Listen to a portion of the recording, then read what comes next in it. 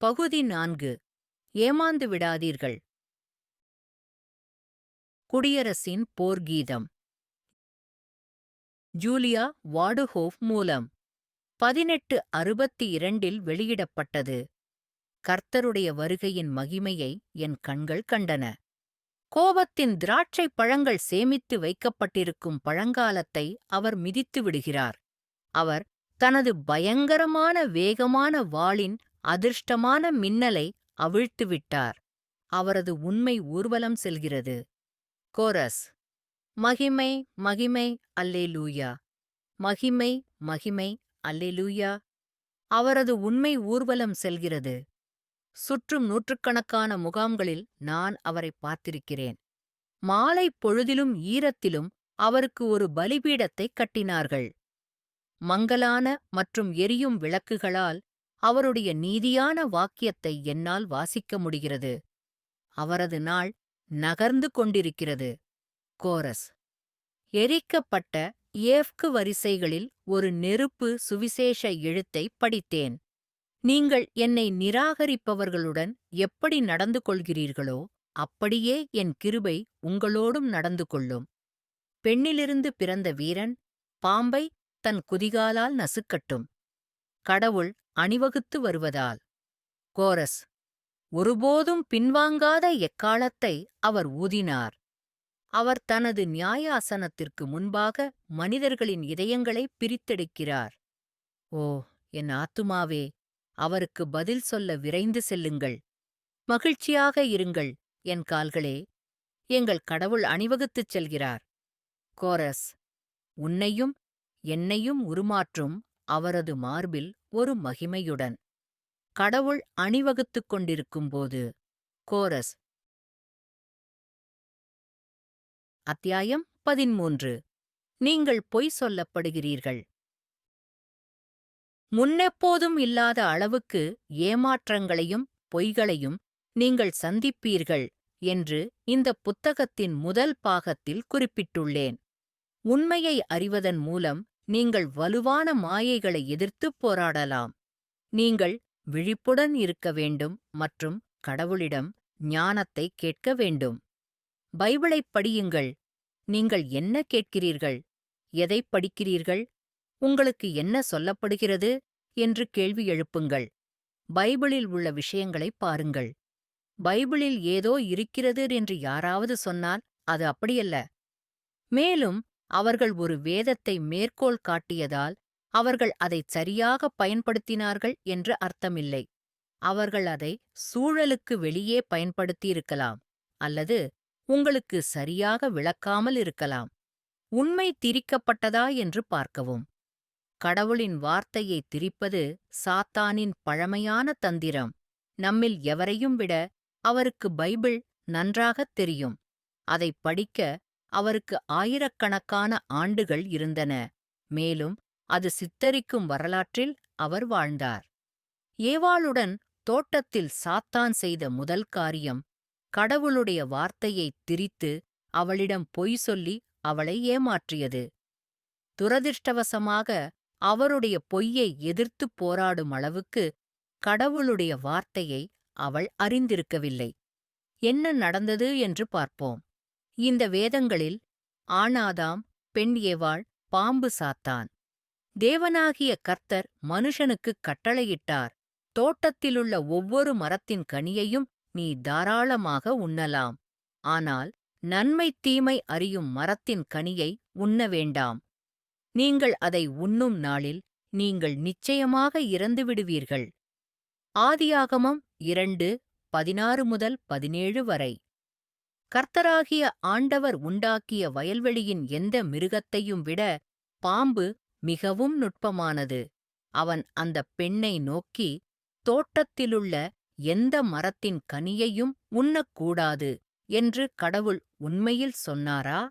அந்தப் பெண் பாம்பிடம், தோட்டத்தில் உள்ள மரங்களின் பழங்களை நாம் உண்ணலாம். ஆனால் தோட்டத்தின் நடுவில் உள்ள மரத்தின் பழங்களை சாப்பிடக்கூடாது. நீங்கள் அதை சாப்பிட வேண்டாம் என்று கடவுள் சொன்னார். நீ சாகாதபடி அதைத் தொடாதே. பாம்பு அந்தப் பெண்ணிடம், நீங்கள் உண்மையில் இறக்கமாட்டீர்கள். ஏனென்றால் நீங்கள் அதை உண்ணும் நாளில் உங்கள் கண்கள் திறக்கப்படும், மேலும் நீங்கள் நன்மை தீமைகளை அறிந்து கடவுளைப் போல இருப்பீர்கள் என்று கடவுள் அறிந்திருக்கிறார். அந்த மரம் உணவுக்கு நல்லது என்பதையும், அது கண்களுக்கு இன்பமாக இருப்பதையும், அந்த மரம் ஒருவரை ஞானமுள்ளவராக்க விரும்புவதாகவும் இருந்ததைக் கண்ட பெண், அதன் பழங்களில் சிலவற்றை எடுத்து சாப்பிட்டாள். பிறகு அவள் தன் கணவனிடம் கொஞ்சம் கொடுத்தாள். அவனும் அதை சாப்பிட்டான். ஆதியாகமம் 3:1-6. சாத்தான் முதலில் கேட்டான், கடவுள் உண்மையில் எந்த மரத்திலிருந்தும் சாப்பிட வேண்டாம் என்று சொன்னாரா? கடவுளுடைய வார்த்தையை அவர் எப்படி திரித்தார் என்று பார்க்கிறீர்களா? கடவுள் சொன்னது அதுவல்ல என்று அவனுக்குத் தெரியும். ஒரு மரத்தைத் தவிர மற்ற எல்லா மரங்களிலிருந்தும் உண்ணலாம் என்று கடவுள் சொன்னார். தோட்டத்தின் நடுவில் உள்ள மரத்திலிருந்து பழங்களைத் தொடக்கூட முடியவில்லை என்று ஈவ் கூறினார். கடவுளின் வார்த்தை அவளுக்கு நன்றாக நினைவில் இல்லை. சாத்தான் ஏவாளிடம் பொய் சொல்லி தன் சோதனையை முடித்துக் கொண்டான். அவள் இறக்கமாட்டாள் என்று சொன்னான். ஏவாள் கடவுளை நம்பவில்லை. மேலும் கடவுள் அவளிடமிருந்து எதையாவது வைத்திருப்பதாக சாத்தான் அவளை நம்பினான். சாத்தானின் பொய்களை நம்ப முடிவு செய்தாள். உங்கள் எதிரியான சாத்தான் நீங்கள் உண்மையை அறிந்து கொள்ள விரும்பவில்லை. நீங்கள் எதிர்பார்க்க வேண்டிய சில பிரமைகள் இங்கே உள்ளன. சாத்தான் இந்த பொய்களை மிகவும் நம்ப வைக்கும் என்று உணருங்கள். முதல் வேதாகமத்தில் இந்த மனிதன் ஆண்டிகிரிஸ்ட் பற்றிய குறிப்பு. இரண்டாவது வேதத்தில் வலுசர்ப்பம் சாத்தான், மிருகம் ஆண்டிகிரிஸ்ட். இந்த மனிதன் போலி சக்தியுடனும் அடையாளங்களுடனும் அற்புதங்களுடனும் சாத்தானின் வேலையைச் செய்ய வருவார். அழிவை நோக்கிச் செல்பவர்களை முட்டாளாக்க எல்லா வகையான தீய வஞ்சகங்களையும் அவர் பயன்படுத்துவார். ஏனென்றால் அவர்கள் நேசிக்க மறுத்து அவர்களைக் காப்பாற்றும் சத்தியத்தை ஏற்றுக்கொள்கிறார்கள். அதனால் கடவுள் அவர்களைப் பெரிதும் ஏமாற்றி இந்தப் பொய்களை நம்புவார்கள். அப்பொழுது அவர்கள் உண்மையை நம்புவதை விட தீமையை அனுபவிப்பதற்காக கண்டிக்கப்படுவார்கள். இரண்டாவது தெசலோனிக்கேயர் 2:9-12 புதிய வாழ்க்கை மொழிபெயர்ப்பு. டிராகன் மிருகத்திற்கு தனது சொந்த சக்தியையும் சிம்மாசனத்தையும் பெரும் அதிகாரத்தையும் கொடுத்தது. மிருகத்தின் தலைகளில் ஒன்று குணமடைய முடியாத காயம் போல் தோன்றியது. ஆனால் அபாயகரமான காயம் குணமாகிவிட்டது. இந்த அதிசயத்தைக் கண்டு உலகமே வியந்து அந்த மிருகத்திற்கு விசுவாசம் கொடுத்தது. மிருகத்திற்கு அத்தகைய சக்தியைக் கொடுத்ததற்காக அவர்கள் நாகத்தை வணங்கினர். மேலும் அவர்கள் மிருகத்தையும் வணங்கினர். பின்னர் மிருகம் கடவுளுக்கு எதிராக பெரிய தூஷணங்கள் பேச அனுமதிக்கப்பட்டது. மேலும் அவர் கடவுளுக்கு எதிராக பயங்கரமான தூஷண வார்த்தைகளைப் பேசினார். அவருடைய பெயரையும் அவருடைய வாசஸ்தலத்தையும், அதாவது பரலோகத்தில் வசிப்பவர்களை அவதூறாகப் பேசினார். வெளிப்படுத்துதல் 13:2-6. புதிய வாழ்க்கை மொழிபெயர்ப்பு. தவறான சக்தி, தவறான அறிகுறிகள் மற்றும் தவறான அற்புதங்கள். ஆண்டிகிறிஸ்டின் வல்லமை உண்மையானதாக இருக்கும், ஆனால் அது இல்லை. இது போலியானது.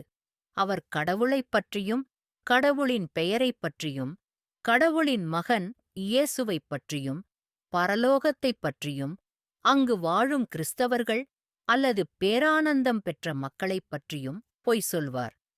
அவர் அவதூறுகளைப் பேசுவார், அதாவது அவர் அவதூறு செய்வார், தீயவர்களைப் பேசுவார், கடவுளை இழிவுபடுத்துவார். நீங்கள் முன்பே எச்சரிக்கப்படுவதால் நீங்கள் ஏமாற்றப்பட வேண்டியதில்லை.